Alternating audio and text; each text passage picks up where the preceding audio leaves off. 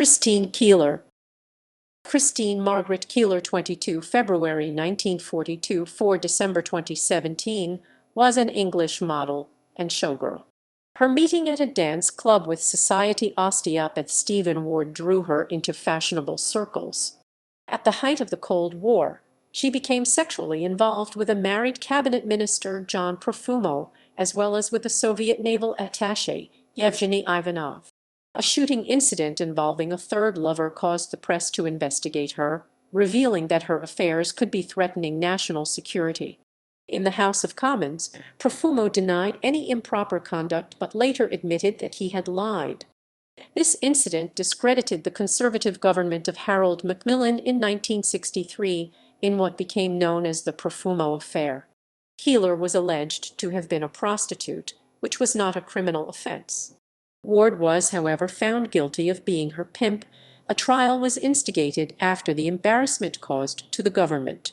The trial has since been considered a miscarriage of justice and a charade by the establishment to protect itself. Biography. Early years. Keeler was born in Uxbridge, Middlesex. Her father, Colin Sean Keeler, later known as Colin King, 1921–1976, abandoned the family in 1945. She was brought up by her mother, Julie Ellen Nee Payne, 1923–2012, and stepfather, Edward Hewish, in a house made from two converted railway carriages in the Berkshire village of Wraysbury. In 1951, at the age of 9, Keeler was sent to a holiday home in Littlehampton because the school health inspector said that she was suffering from malnutrition. She was sexually abused as a teenager both by her stepfather and his friends, for whom she babysat. At the age of 15, she found work as a model at a dress shop in London's Soho. At age 17, she gave birth to a son after an affair with an African-American United States Air Force sergeant. The child was born prematurely on 17 April 1959 and survived just 6 days. That summer, Keeler left Wraysbury, staying briefly in Slough with a friend before heading for London. She initially worked as a waitress at a restaurant on Baker Street, where she met Maureen O'Connor, who worked at Murray's Cabaret Club in Soho. She introduced Keeler to the owner, Percy Murray, who hired her almost immediately as a topless showgirl. At Murray's she met Stephen Ward, an osteopath and artist. His practice and his art brought considerable social success, and he made many important friends. The two were soon living together with the outward appearance of being a couple, but, according to her, it was a platonic, non-sexual relationship. In her autobiography, Secrets and Lies, Keeler maintained that Ward was working as a double agent, having contact with both senior members of MI5 and the KGB, and was passing UK state secrets to the latter. Profumo Affair. On the weekend of 8–9 July 1961, Ward introduced Keeler to John Profumo, the Secretary of State for War, at a pool party at Cliveden, the Buckinghamshire mansion owned by the third Viscount Astor. Profumo began a brief affair with Keeler. The exact length of the affair is disputed. It either ended in August 1961, after Profumo was warned by the security services of the possible dangers of mixing with the Ward circle, or it continued with decreasing fervor until December 1961. Among Ward's other friends, whom Profumo briefly met, was the Soviet naval attaché and GRU officer Yevgeny Ivanov. According to Keeler, she and Ivanov had a short sexual relationship. After her relationship with Profumo ended, Keeler was sexually involved with several partners, including jazz singer Lucky Gordon and jazz promoter Johnny Edgecombe. There was considerable jealousy between the two men. In one quarrel on 27 October 1962, Edgecombe slashed Gordon's face with a knife. When Keeler ended the relationship with Edgecombe in December 1962, Edgecombe turned up at Ward's house in Wimpole Mews on 14 December, where she was temporarily seeking refuge, and fired 5 shots at the building.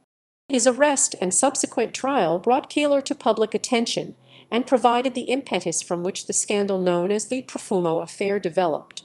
After initially denying any impropriety with Keeler, Profumo eventually confessed and resigned from the government and parliament, causing great embarrassment to his government colleagues, who had previously supported him. These events in the summer of 1963 brought Keeler notoriety. The Economist gave the headline, "The Prime Minister's Crisis," alongside a picture of Keeler, with no further explanation. Morley Portrait. At the height of the Profumo affair in 1963, Keeler sat for a photographic portrait taken by Louise Morley. The photo shoot, at a studio on the first floor of Peter Cook's establishment club, with Morley was to promote a proposed film, The Keeler Affair, that was never released in the United Kingdom. Keeler was reluctant to pose in the nude, but the film producers insisted.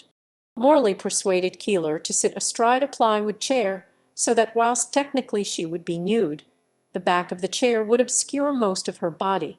Keeler told cartoon historian Tim Benson in 2007 that she was not nude and was wearing knickers during the entire photo shoot.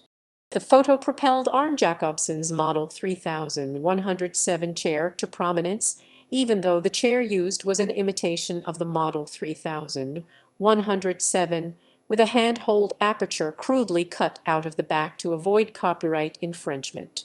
The chair used is now in the Victoria and Albert Museum. The differences in the designs of the chairs are readily apparent in a side-by-side photograph. Trials.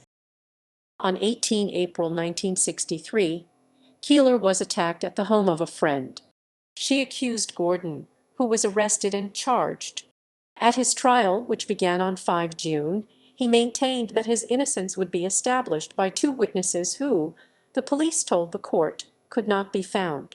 On 7 June, principally on the evidence of Keeler, Gordon was found guilty and sentenced to 3 years' imprisonment.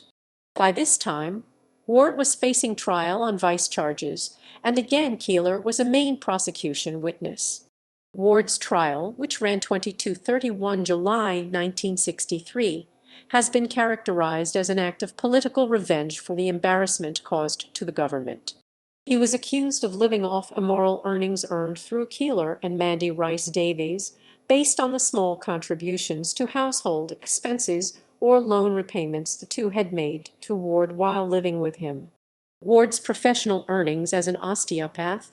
After a hostile summing up from the trial judge, Ward was convicted, but before the jury returned their verdict, he took an overdose of barbiturates and died before the sentence could be passed.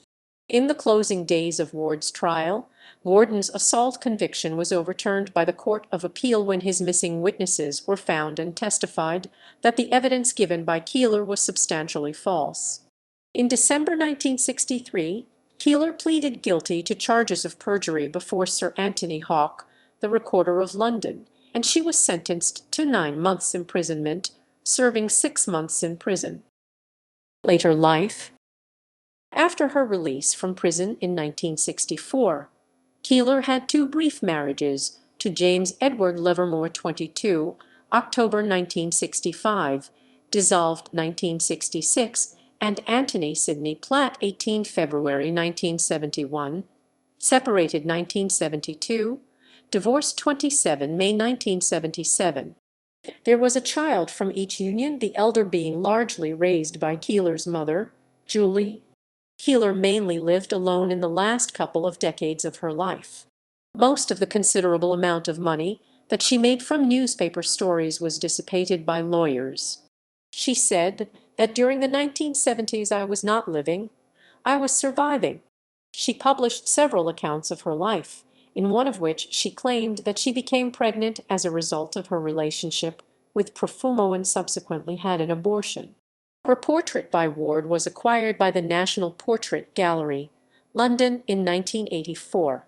In 1988, Keeler was featured in Brian Ferry's promotional video for the single Kiss and Tell, originally released on Ferry's 7th solo album, Bete Noir, in 1987, with Mandy Rice Davies. This was meant to draw more attention to the song's theme.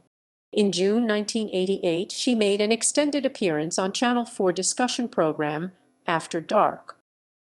Death. On 5 December 2017, Keeler's son Seymour Platt announced that his mother passed away last night at about 11:30 p.m. at the Princess Royal University Hospital in Loxbottom, Bromley, Greater London. She had been ill for some months, suffering from chronic obstructive pulmonary disease, and was aged 75. Her funeral took place on 16 December at the West London Crematorium in Kensal Green Cemetery. In popular culture, Yvonne Buckingham portrayed Keeler in a 1963 film variously titled The Christine Keeler Story, The Keeler Affair, and The Christine Keeler Affair. Keeler herself introduced the film in its opening sequence and read the cast in voiceover at the end. In the 1989 film about the Profumo Affair, Scandal, actress Joan Welly portrayed Keeler. In Andrew Lloyd Webber's stage musical Stephen Ward, which opened at the Aldwych Theatre in 2013, Keeler was portrayed by Charlotte Spencer. Keeler is portrayed by Gala Gordon during the second season of the Netflix drama series The Crown in 2017. Keeler is portrayed by Sophie Cookson in The Trial of Christine Keeler, a six-part television series screened on BBC One from 2019 to 2020.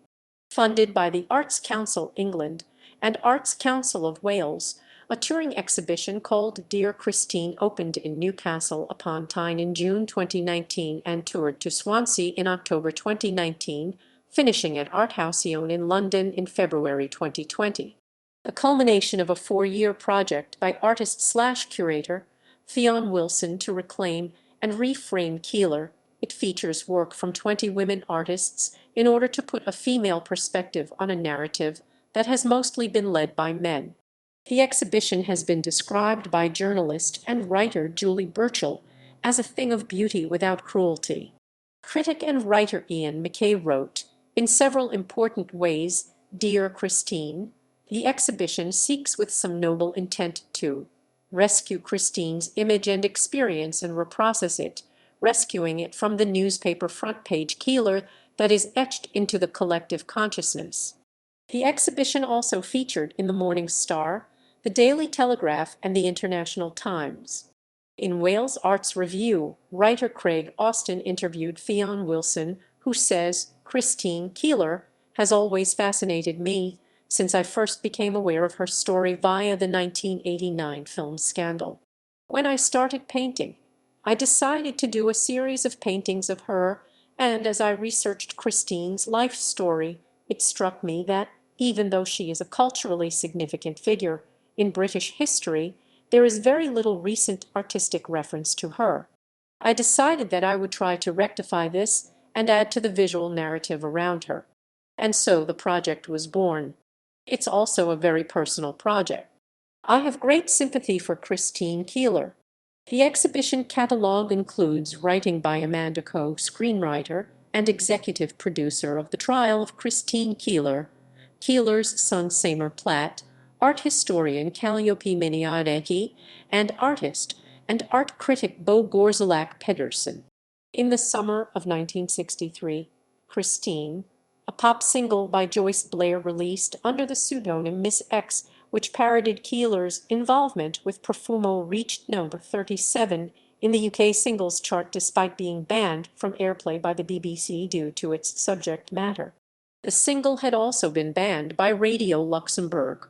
Keeler is mentioned in the song Piano Lessons from the 1999 album Stupid Dream by Porcupine Tree.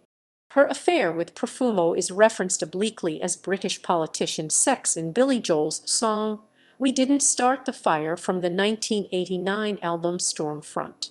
Keeler is referenced in the song Post-World War II Blues from the 1973 album Past, Present and Future by Al Stewart. Publications.